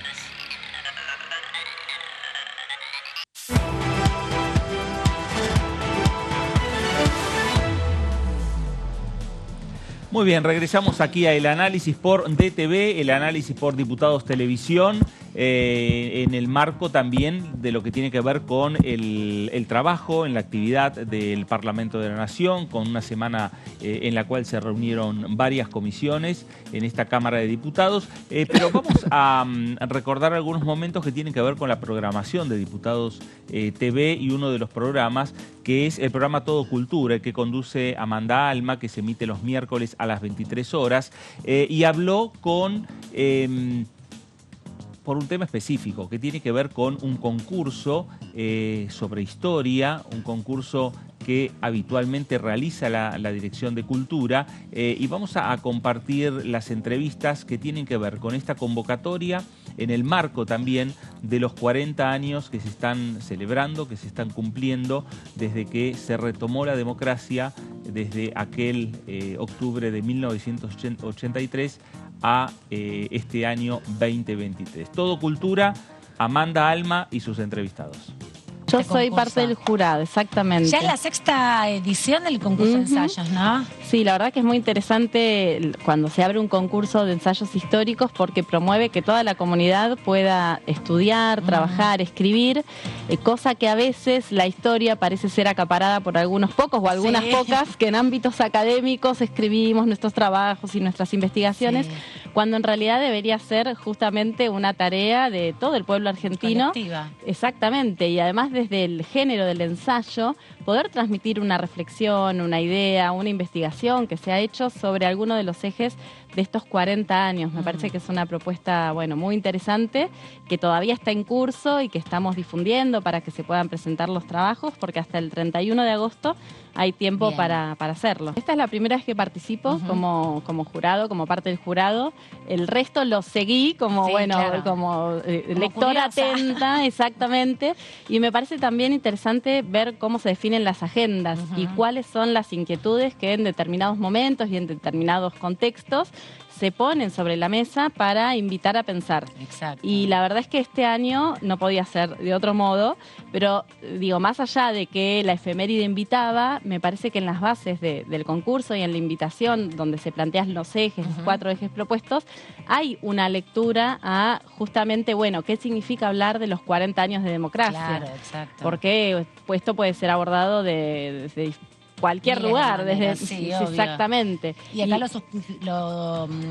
suscriben a la participación del Congreso también, ¿no? Al rol del Congreso en este proceso de los 40 años. Hay un eje fundamental que está vinculado con los debates parlamentarios y la historia legislativa y los hitos legislativos que en estos 40 años fueron construyendo, ampliando derechos. Y bueno, y acompañando la dinámica de la lucha política, de la lucha social desde la Cámara y desde el Poder Legislativo. De todas maneras, también se invita a reflexionar sobre otros ejes vinculados en la misma perspectiva, en, bueno, ¿qué pasa para pensar nuestra democracia? ¿Qué pudimos construir? ¿Cuáles son las fortalezas? ¿Cuáles son los logros? ¿Cuáles son las tareas pendientes en todos estos Marcar como años? hitos también, ¿no? Respecto a eso. Exactamente. Son muchos años y han pasado muchas cosas. Sí, hay que ver, bueno, cuáles son los temas que eligen los participantes y las participantes a la hora de, bueno, de ponerse a desarrollar sus temáticas, ¿no? Pero bueno, va a ser interesante.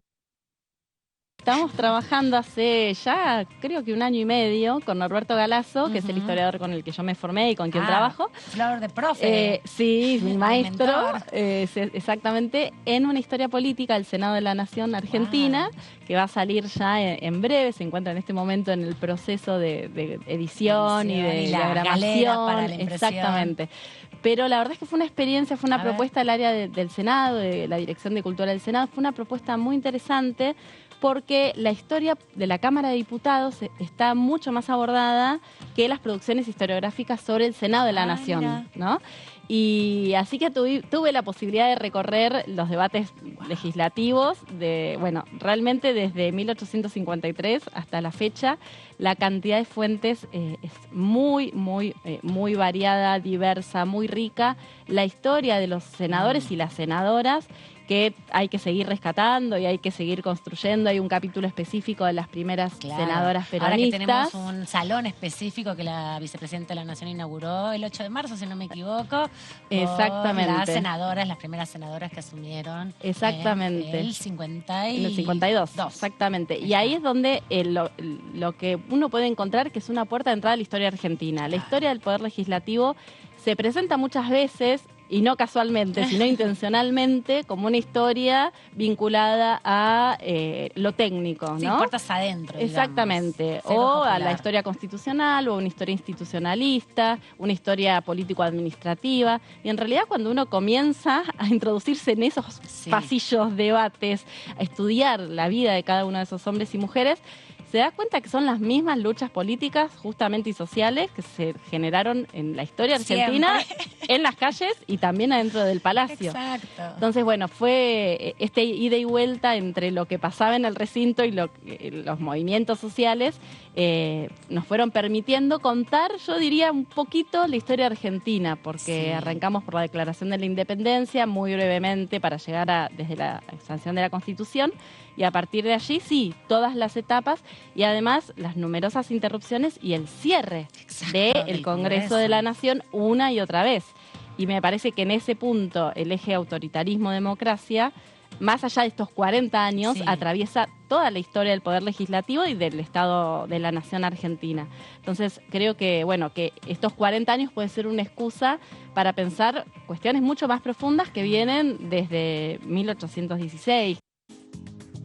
Bueno, ahí estaba Amanda Alma con su invitada, que tiene que ver en el programa Todo Cultura, que se emite todos los miércoles a las 23 horas, y el tema relacionado con este concurso, este ensayo histórico que impulsa la Dirección de Cultura de la Cámara de Diputados de la Nación, que tiene que ver también, está relacionado con estos 40 años de democracia recuperada, ¿no? que estamos viviendo y sostenida, exactamente, con sus vaivenes, con sus momentos buenos y malos, críticos con sus y no tan críticos. Sí, claro, exactamente. Con sus problemas económicos, siempre trazada la democracia también por estos 40 años de política económica, que ha tenido también sus idas y vueltas, y que marcan también cada uno de esos programas políticos y económicos su vivencia en el Parlamento Nacional.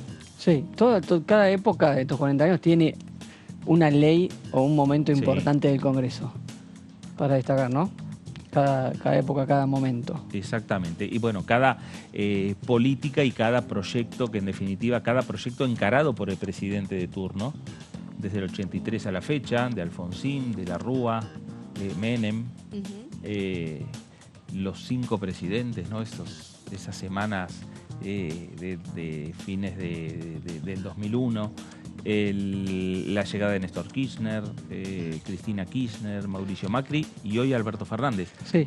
Todos mandaron sus proyectos al Congreso Nacional, todos marcaron sus políticas desde el Parlamento de la Nación. Hace un poco vi la serie del 2001, de diciembre de 2001. donde están representados varios personajes.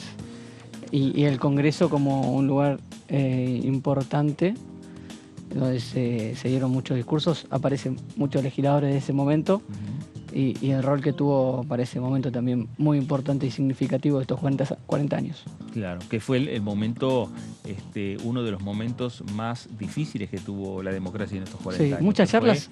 La situación de crisis política social del año 2001.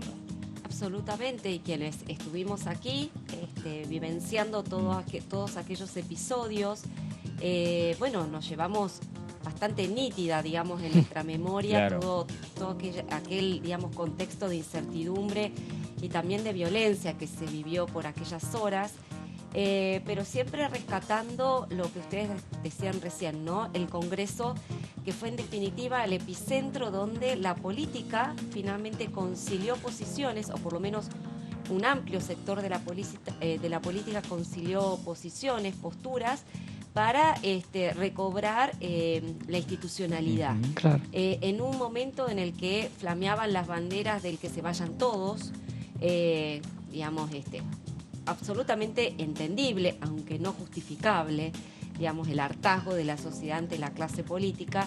Bueno, la clase política, digamos, dejó que el sistema no implosionara, y desde el Congreso el radicalismo junto al dualdismo lograron articular las principales leyes, algunas muy discutidas y polémicas, por cierto, pero todas conducentes a tratar de mantener el andamiaje económico y social, por ese momento todo corroído y carcomido por la crisis, ¿no? Claro. Entonces, el Congreso en ese sentido tuvo un papel preponderante. Sí, tuvo que elegir los presidentes, nada más y nada menos, ¿no? Pero más allá de eso, fue el acuerdo político para salir de ese momento. El acuerdo político que se tejió después de la elección de Eduardo Duhalde, que fue durante 2002 y 2003 hasta la llegada de Néstor Kirchner. Eduardo Duhalde, si bien era el presidente, convengamos que era un presidente que no fue elegido por el voto popular. No, de hecho había perdido la elección. Fue elegido por el Congreso, y justamente en virtud de ello es que su sostén político fue el Congreso, donde él no tenía mayoría, por lo tanto necesitaba de un acuerdo pluripartidario para poder llevar adelante las riendas del gobierno. Y encontró en Raúl Alfonsín un aliado como para justamente encauzar la política en momentos muy, muy complicados.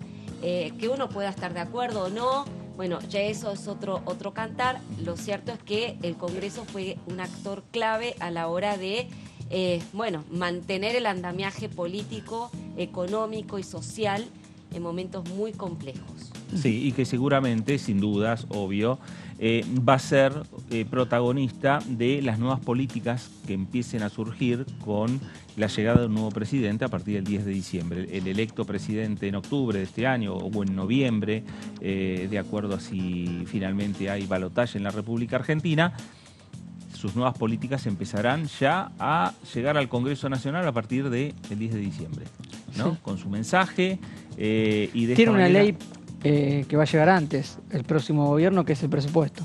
Sí, tiene la presentación, ¿no? La presentación. A veces en muchos años donde hay cambio de gobierno, la presentación simplemente es la formalidad del 15 de septiembre que ingrese el proyecto de ley de presupuesto, y después quedará ahí para revisión del nuevo jefe de Estado. Bueno, hay que ver allí cómo viene la mano, ¿no? Sí. Cada presupuesto que deja un gobierno para que sea asumida por el que sea electo, para el que resulta electo en elecciones, siempre es un motivo de conflicto, al punto tal de que recordemos cuando asumió Alberto Fernández, digamos, no se aprobó el proyecto que había elevado su antecesor, Mauricio Macri. Por lo tanto, se recondujo el presupuesto que estaba vigente en 2019. Claro. En este caso en particular, también se anticipa una discusión, por lo menos lo que hoy está empezando a trascender es que un eventual gobierno de Juntos por el Cambio, o al menos una de sus figuras, que es la precandidata presidencial Patricia Bullrich, dice que ellos quieren un presupuesto con déficit cero. Y habrá que ver si el gobierno de Alberto Fernández en su presupuesto deja un equilibrio fiscal como una de sus líneas macroeconómicas. No da la impresión de que eso suceda. Entonces habrá que ver qué es lo que hace el nuevo gobierno con todos los cálculos y las estimaciones que haga el gobierno de Alberto Fernández y concretamente el ministro de Economía, Sergio Massa. Y va a ser muy interesante cuál va a ser el planteo que va a llevar Sergio Massa si efectivamente el ministro termina siendo presidente. ¿No? Entonces va a ser un presupuesto en todo sentido muy rico a la hora de ser leído políticamente. ¿No? Exactamente. Porque más allá de los números, el presupuesto lo que tiene es, digamos, mucha riqueza política en cuanto a las prioridades que un gobierno le da en las políticas públicas, ¿no? A una gestión. Y además, uno de los temas centrales para la discusión del presupuesto es, iba a ser cómo va a quedar conformado el Congreso. Quiénes son, qué bloque tiene mayoría, qué bloque tiene minoría. Eso ya lo vamos a saber en octubre. Y en octubre ya vamos a saber, porque si el Congreso tiene una amplia mayoría del oficialismo que asuma en diciembre, es muy posible que la discusión del presupuesto sea una discusión muy rápida y prácticamente no se cambie gran parte de lo que mande el Ejecutivo. Ahora, si la discusión en el Congreso se da con un Congreso similar al que tenemos hoy, donde sí es necesario los acuerdos políticos, los acuerdos entre el Ejecutivo con los gobernadores o entre los legisladores y los gobernadores, empieza a enriquecerse también, a ver de qué manera empieza a mejorarse el presupuesto. Porque hay, digamos, el presupuesto de este año, el que está vigente, tuvo un amplio acuerdo político. Y ese acuerdo político que se vio reflejado en los números, con lo que se aprobó, tiene que ver con el acuerdo político entre los gobernadores, con el Ejecutivo y con los legisladores nacionales. En un solo caso, por ejemplo, el tema de los subsidios. Sí, ese tema de subsidios va a estar presente subsidios, una vez más. Obras públicas. Hay muchos temas para consensuar y discutir entre la nación y las provincias. Ahí está. Pero bueno, será una discusión que primero habrá que ver cuál es el Congreso que queda conformado. Ya en octubre, bien como dice Marcos, vamos a saber cuál es el Congreso, cómo va a quedar el Congreso conformado para el próximo presidente de la Nación, si es que no es electo en octubre. Si tiene que ir a un balotaje, sabrá cuál será su Congreso y en el balotaje se resolverá quién va a ser el presidente. Exactamente.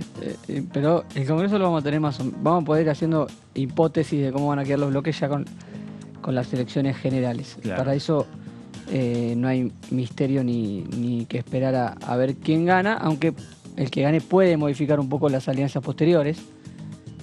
Aquel que gobierne va a buscar a ver qué sector va a tener más cerca como posible aliado. Eso sí va a quedar pendiente hasta diciembre. Claro. Y en octubre también lo que vamos a saber, por ejemplo, quién va a ser el gobernador de la provincia de Buenos Aires, vamos a saber.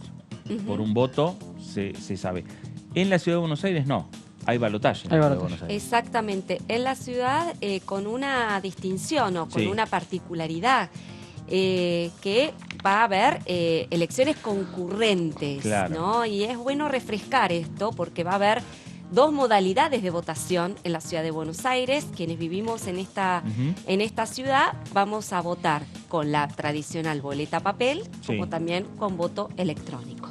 Bueno, la experiencia que vamos a poder vivir los porteños. Sí, que ya lo tuvimos en 2015, ¿no? Exactamente. Yo los miro desde afuera. Bueno, muy bien. Nos vamos ahora a nuestro móvil porque nos está llamando Lourdes López desde el Salón Delia Parodi. Lourdes, buenas tardes. ¿Cómo está Fer, Laura, Marcos? Bueno, saludarlos a ustedes y a toda la audiencia que nos sigue a través de Diputados Televisión. Estamos aquí en las puertas del Delia Parodi porque hace apenas algunas horas nada más tuvo lugar una actividad muy importante por parte del Observatorio de Familia y Juventudes de la Cámara de Diputados de la Nación, impulsado también por el diputado Daniel Arroyo, con Hablemos de Salud Mental en casa, en el colegio y en las redes, ¿no? Esta temática que después de la pandemia es como que tomó mayor relevancia por todo lo que tuvimos que transcurrir Exactamente, hay paños obviamente de esta actividad que fue muy importante, que contuvo y que también invitó a mucha gente que por ahí normalmente no hablaba de esta temática, y al plantearlo y hacer este tipo de actividades es donde realmente se empieza a fomentar la importancia de tenerlo siempre como tema de conversación en la mesa.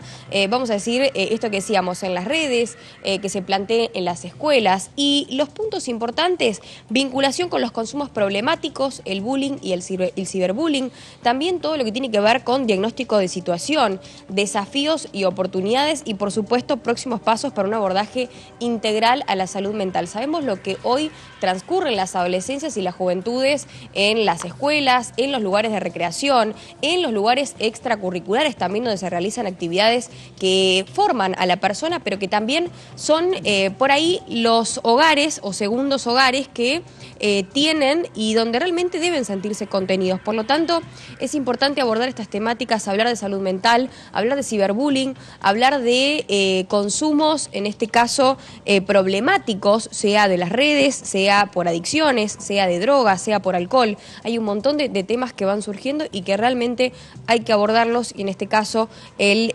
diputado Daniel Arroyo del Frente de Todos por la provincia de Buenos Aires también lo abordó.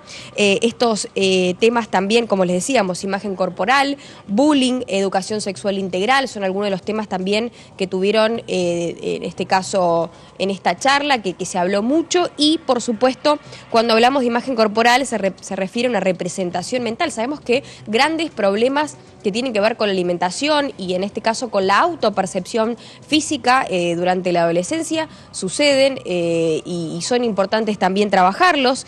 ¿De qué manera se percibe cada persona y tiene sobre su propio aspecto físico? Además, sentimientos y emociones que experimenta la persona respecto a cómo se percibe y se siente con su físico.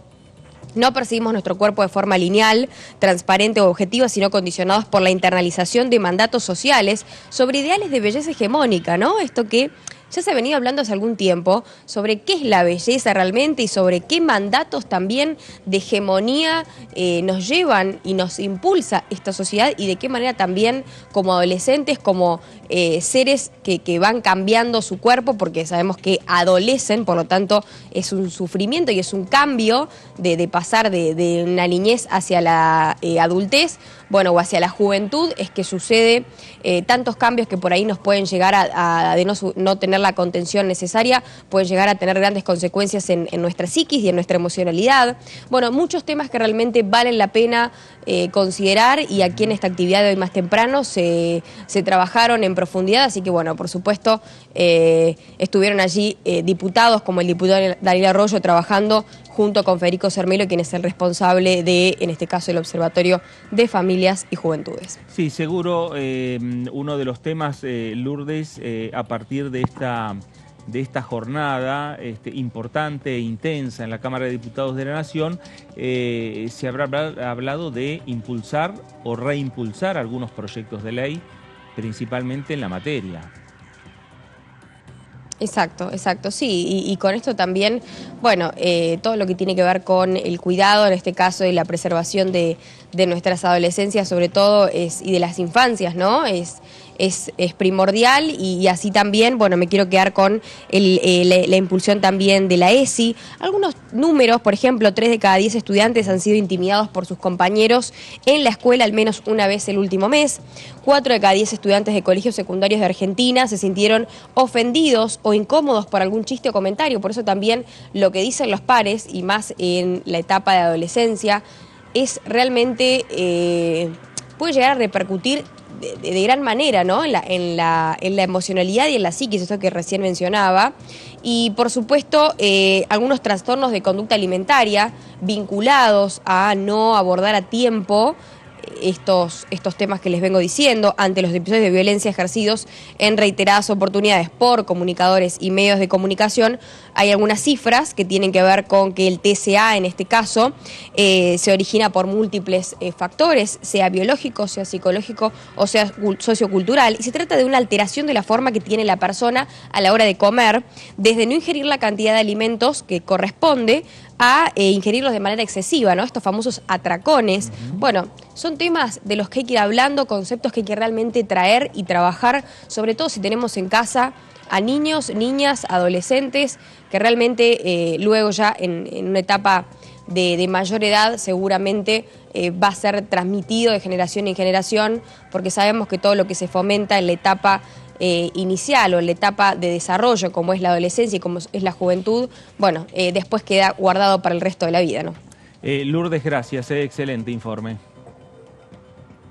Un placer.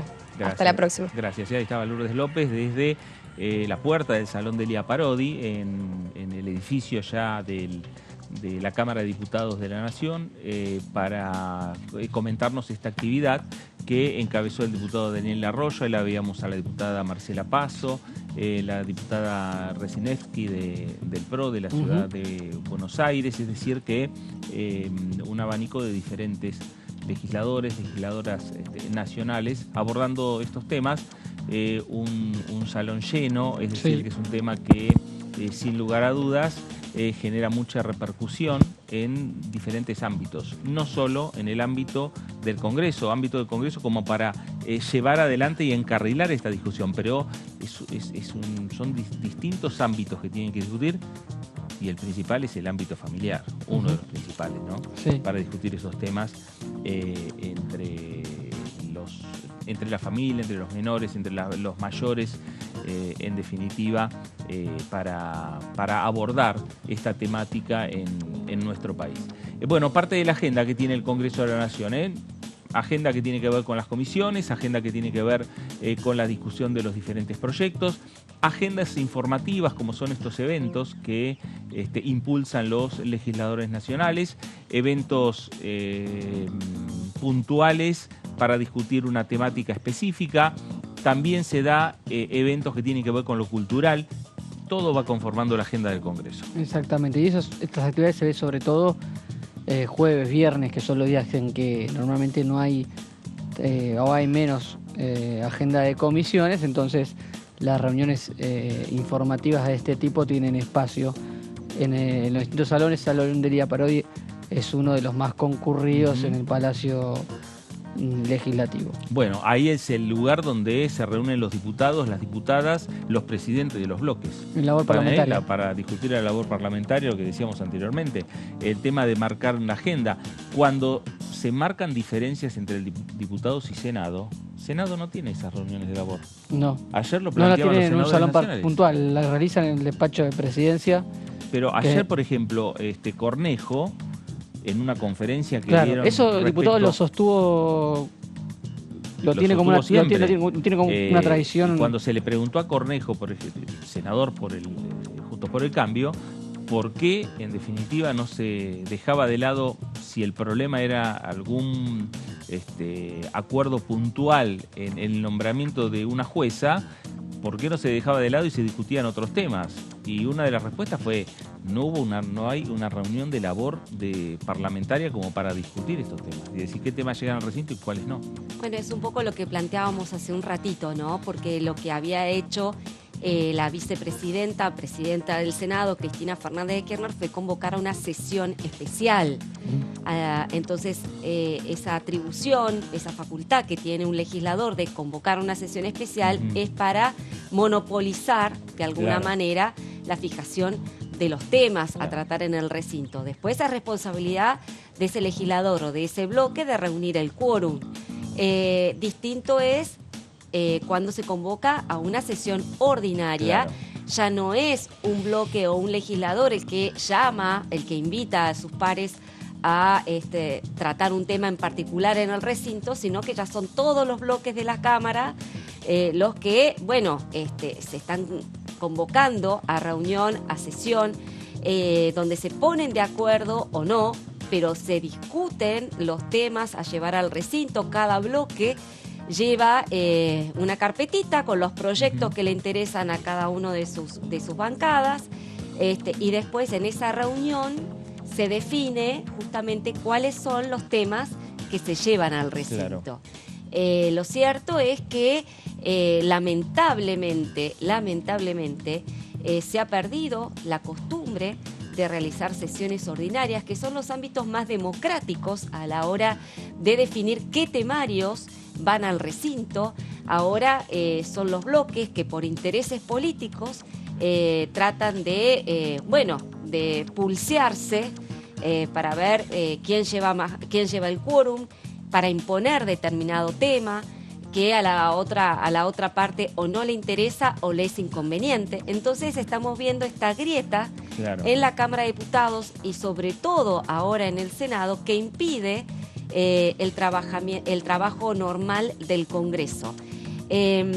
Lo que ha sucedido en el Senado, bien lo decía recién Marcos, es que Cristina Fernández de Kirchner quiso tratar únicamente, tengo entendido, la aprobación de ciertos pliegos judiciales, entre ellos el de la jueza federal Ana María Camarista. Camarista de Casación Penal. Camarista Casación Penal, Ana María Figueroa, obviamente es una persona muy cercana a Cristina Fernández de Kirchner, de Justicia Legítima, y bueno, Cristina Kirchner quería asegurar su permanencia en el cargo pese a que a partir de agosto próximo, ya por cumplir 75 años, no podría estar en el puesto de acuerdo a lo que establece la Constitución Nacional. Bueno, es decir, podría estar si tuviera otro acuerdo. Si tuviera otro acuerdo del Senado, que era lo que justamente quería brindarle Cristina Kirchner en la sesión de ayer. Entonces, cuando estamos viendo estas peleas, ¿no? O estas imposiciones por parte de un sector político sobre el temario, vemos acá cuando hay bloqueo parlamentario. Claro. Lo óptimo sería el consenso. El consenso donde uno propone, pero también cede. Y esto es lo que no se ve. Porque el Senado adeuda más de 40 pliegos judiciales que van más allá de este caso puntual en el que genera este bloqueo. Junto por el Cambio, al no querer que avance este pliego, entran en la bolsa todos los otros ascensos judiciales y vacantes, porque obviamente el oficialismo mete todos juntos en la sesión. Esa es la situación que se da. Entre ellos tengo entendido, corregime Marcos, estaban los jueces de Santa Fe. Sí, hay varios de Santa Fe y de otras provincias también. Sí, claro, que ese es un tema que le interesa a la oposición, claramente. A la oposición, también al oficialismo. Sí, claro. Hoy hay juzgados vacantes importantes en Santa Fe, que hace cuánto que venimos discutiendo aquí en la Cámara de Diputados, en el Senado, sobre el problema de las vacancias judiciales en Santa Fe, lo que impide la normal investigación de los casos de narcotráfico y de este crimen organizado en una provincia hoy azotada por justamente el crimen organizado y el narcotráfico. Entonces, acá me parece que es una cuestión que se debe haber discutido de otra manera, pero como ustedes, digamos, compartían hace un rato, no hay un ámbito de discusión. Claro. Falta ámbito de discusión. Esa discusión ahí en el Senado y también generar, como se está dando acá en la Cámara de Diputados, un ámbito en el cual, y lo marcábamos mostrando el Salón Delia Parodi, que es el lugar donde se juntan, encabezado por la presidenta de la Cámara, Cecilia Moró, los presidentes de los bloques o vicepresidentes de los bloques, para consensuar temas, más que nada en este momento en el cual, calendario electoral mediante, se buscan proyectos de consenso entre oficialismo y oposición para ser discutidos, para ser debatidos en esta Cámara de Diputados, que tiene una agenda en comisiones, que esta semana tuvo otro capítulo en la agenda de comisiones, que es el juicio político a la Corte Suprema de Justicia de la Nación, a los 4 ministros que integran la Corte Suprema de Justicia de la Nación. Y decimos un nuevo capítulo que tiene que ver con el tema o la causa coparticipación entre la Nación y la Ciudad de Buenos Aires. A partir de esa coparticipación, la judicialización de la misma y, por supuesto, una decisión de la Corte Suprema, y esa decisión de la Corte también motivó uno de los pedidos de juicio político a los magistrados del más alto tribunal. Esta semana hubo una nueva reunión, habló Hugo Yasky del Frente de Todos de esta manera. Diputado Goyaski, bueno, gracias por su tiempo. Preguntarle qué conclusión saca respecto de esta segunda reunión en comisión de juicio político respecto a lo que es el tema de la coparticipación, después de haber escuchado a Silvina Batakis y también a los jefes de Estado de las diversas provincias. La verdad que creo que esta particularmente fue una reunión donde hubo testimonios muy contundentes. En primer lugar, la licenciada Batakis, que con mucha solidez dio testimonio de esa reunión en la que se fueron convocadas las partes para discutir el diferendo que existía en torno a la coparticipación, y hay un acta firmada por los 4 miembros que estuvieron presentes con carácter de funcionarios públicos, y aparece un 5º personaje que claramente lo describe la ministra y que no aparece firmando el acta, y es justamente el que después autoproclama en un chat como padre de la criatura, refiriéndose al fallo que produce la Corte, con lo cual claramente está de manifiesta la participación del titular de la vocalía del cortesano Rosati en este episodio. Luego participaron 4 representantes fiscales de distintas provincias que se presentaron a la Corte considerándose perjudicadas por la decisión que se tomó de darle a cabo la coparticipación sobre la base de un cálculo que además fue absolutamente hecho groseramente, sin estudios previos, y que significaba pérdida de recursos para todas las provincias en términos de coparticipación. Como ustedes saben, se abrió una causa, las provincias se presentan y directamente es desconocida esa presentación, tanto es así que no tienen ni número de expediente, porque las 4 causas firmadas por los representantes de las 4 provincias quedan en mesa de entrada, en lo que se denomina la bandejilla, es decir, papeles que quedaron, entre otras presentaciones, fueron ignoradas, habían solicitado ser amigos del tribunal, amicus curiae, y ni siquiera obtuvieron respuesta de la Corte, con lo cual claramente hay no solamente un fallo que vulnera a la función que tiene el legislativo en los temas que tienen que ver con la coparticipación, sino también el desconocimiento a las provincias que son preexistentes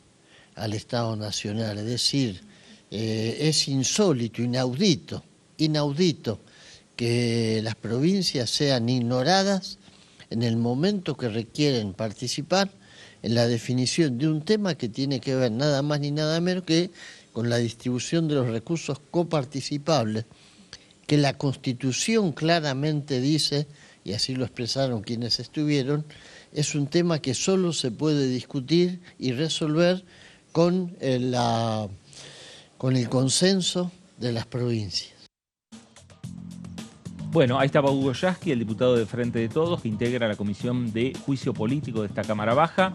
El nuevo capítulo que, decimos, se dio esta semana en la comisión que encabeza Carolina Gailiar. Laura, ¿qué podemos señalar respecto a este trabajo que está haciendo la Comisión de Juicio Político y encarando ya este nuevo tramo, ¿no? Bueno, aquí escuchábamos a Hugo Goyaski después de la reunión de la comisión que se celebró el martes pasado. Recapitulemos un poquito qué se está trabajando en la comisión ahora. Se está discutiendo el expediente sobre coparticipación. Vamos a las primeras placas, por favor. El expediente de coparticipación, puntualmente lo que tiene que ver con este fallo de la Corte Suprema, por el cual dispuso devolverle a la Ciudad de Buenos Aires aquel porcentaje que le había detraído en 2020, plena pandemia, recordemos. Después de un problema que hubo con la policía de la provincia de Buenos Aires, se le detrajo entonces a la Ciudad de Buenos Aires un porcentaje de los recursos coparticipables para remitírselo a la provincia de Buenos Aires, ¿no? Lo que dispuso la Corte Suprema es que ese porcentaje que se le había detraído a la ciudad, bueno, finalmente sea devuelto. Y esto es lo que generó un conflicto bastante importante entre Nación y el gobierno de Horacio Rodríguez Larreta. ¿Qué es lo que pasó en esta comisión, más allá de la cuestión puntual del tratamiento sobre la coparticipación? Es que el oficialismo resolvió citar, y esto va a ser una audiencia para alquilar balcones, ¿no? El 1 de agosto próximo, agenden, chicos, Sí. agosto 1. O sea, el mes de las elecciones arranca con esto en la Cámara de Diputados. Exactamente, porque se resolvió citar a el ex ministro de Justicia y de Seguridad porteño, Marcelo D'Alessandro, y a Silvio Robles, quien es mano derecha del presidente de la Corte Suprema, Horacio Rosati. ¿Por qué se lo cita a ambas personas? Porque el oficialismo consideran que son testigos muy importantes a la hora de hablar de este fallo del cual hacíamos mención, que benefició a la ciudad de Buenos Aires, porque el oficialismo está convencido, y lo dice en cada reunión, de que hay una connivencia entre la Corte Suprema y la ciudad de Buenos Aires, el gobierno de la ciudad de Buenos Aires, para beneficiar justamente a la gestión de Horacio Rodríguez Larreta. El foco entonces del conflicto, como recién mencionábamos, es justamente, ¿no? La cuestión de lo que se le tiene que devolver a la ciudad de Buenos Aires, que todavía no se lo está devolviendo la Nación, ¿no? Porque, a ver, se trata de una medida cautelar que adoptó la Corte Suprema ya por diciembre pasado, todavía falta la cuestión de fondo, y lo que no está haciendo la Nación es cumplir con esa medida cautelar para restituir esos fondos.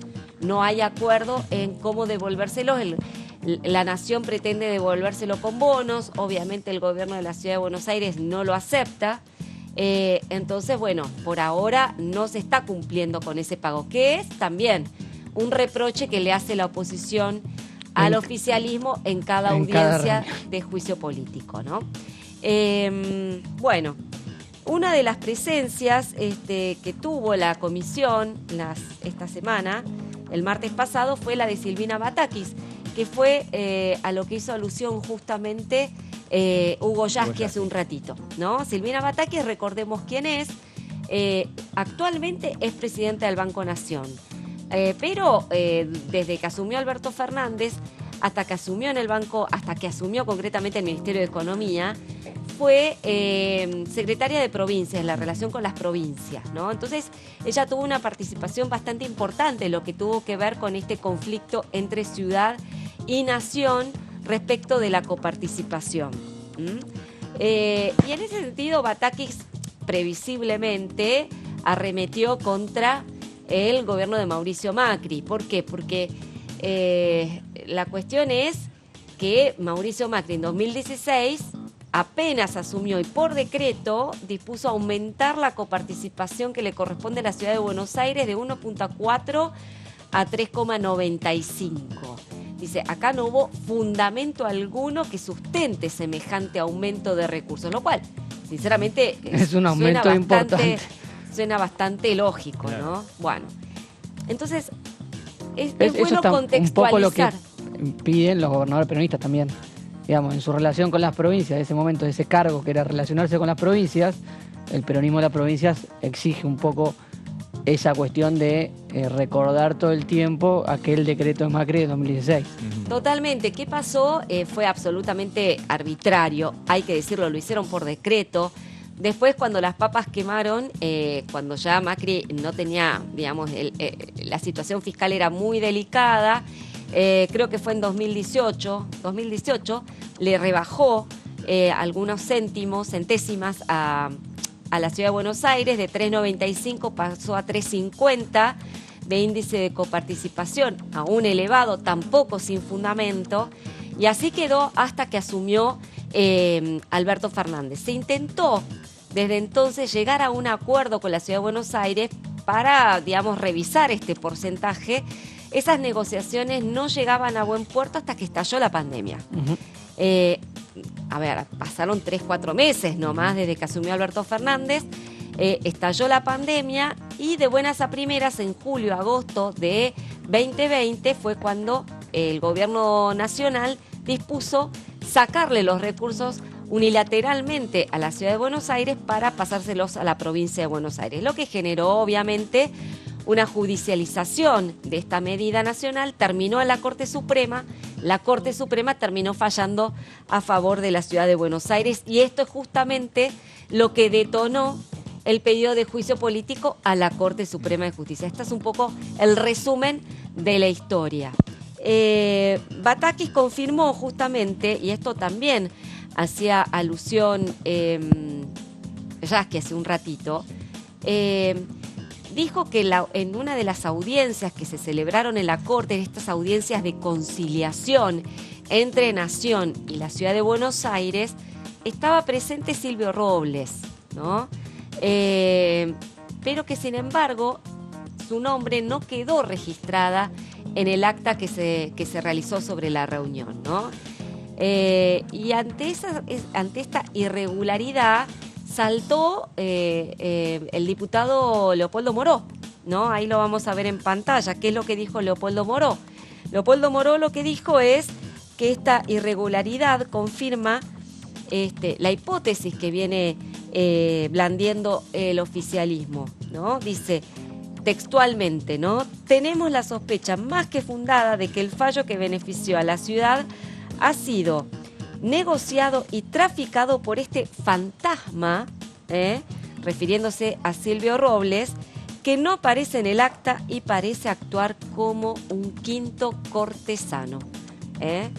Evidentemente esto de alguna manera va alimentando la tensión que se va a vivir el día 1 de agosto cuando, bueno, a ver si Silvio Robles viene o no. Claro. Pero si viene Silvio Robles, el kirchnerismo va a estar con el cuchillo entre los dientes. Y se entiende un poco, a raíz de todo esto que estás contando, por qué primero vino Batakis, claro, para después dar paso a las siguientes citaciones. De Estado de provincias.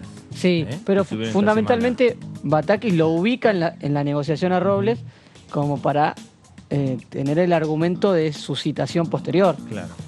Porque si no quedaba todo conectado únicamente a la situación de los chats filtrados que la oposición imputa. Claro. Es muy buen punto ese que vos señalás, Marcos, porque lo que viene alegando la oposición es que los chats son una prueba ilegal, claro, porque se obtuvieron de manera ilegal y, digamos, sin autorización judicial. Entonces, eso no puede ser computado como prueba en el proceso de enjuiciamiento a la Corte. Entonces, me parece que esta artimaña, esta jugarreta del oficialismo, que está bien, digamos, la trajo a Batakis para decir, bueno, acá estuvo Robles y ahí no está sentado en el acta, es decir, que Robles participó de la audiencia cuando no debía estar participando de la audiencia. Esto es un elemento más de que Robles negoció el fallo con en ese momento su interlocutor o presunto interlocutor, Marcelo D'Alessandro. Marcelo D'Alessandro, repetimos, ex ministro de Justicia y de Seguridad del gobierno porteño, que debió dar un paso al costado en su cargo. Sí. ¿No? Una larga licencia y después debió dar un paso al costado a partir de toda esta polémica que se armó. Concretamente, el oficialismo, bueno, sostiene que hay esta sospecha de connivencia. ¿Qué dice la oposición? La oposición dice, miren, acá se está discutiendo no un fallo definitivo, se está discutiendo una medida cautelar que no se está cumpliendo y lo que está haciendo el oficialismo al cuestionar el accionar de la Corte con esta medida cautelar es condicionar la resolución de fondo. Y sí, claro. ¿No? Y no pagar. Entonces, esto no debiera tener lugar, sostiene la oposición. Así que bueno, así están planteadas las cosas en la Comisión de Juicio Político. Veremos después de estas 2 semanas que nos quedan, a ver si si Silvio Robles y Marcelo D'Alessandro deciden concurrir. De lo contrario, la comisión ya lo ha hecho en otras oportunidades, lo va a citar vía digamos, vía citación judicial, digamos, vía previa autorización judicial de un juez para que se los traiga por la fuerza pública. Claro. Veremos entonces si efectivamente van a llegar hasta ese extremo, ¿no? Exactamente, va a estar interesante. Sí, lo que sí ya se anticipa que de una manera o de otra, con ausencia o con presencia de los citados, va a ser una reunión acalorada. Sin duda. Porque una de las más esperadas ausencia, desde que empezó el trámite del juicio político. En presencia van a estar las preguntas que uno ya imagina, encabezado como ya con esta primera declaración de Leopoldo Moró. Sí. Ahí arrancan las preguntas, con la calificación de quinto cortesano a Silvio Robles. Y con la serie de preguntas que va a tener preparada el oficialismo en la comisión. Ahora, con ausencias, también van a estar los comentarios cargados de alto contenido político desde el oficialismo y las respuestas también de la oposición. Eso será un nuevo capítulo el 1 de agosto. Habrá que esperar unos días. Laura, gracias. Placer. Marcos, gracias. A vos. A usted también, gracias por estar ahí. Quédese en sintonía, quédese en Diputados Televisión para tener, como siempre, la mejor información de lo que pasa por aquí, por el Congreso Nacional. Esto fue el análisis. Gracias, nos reencontramos.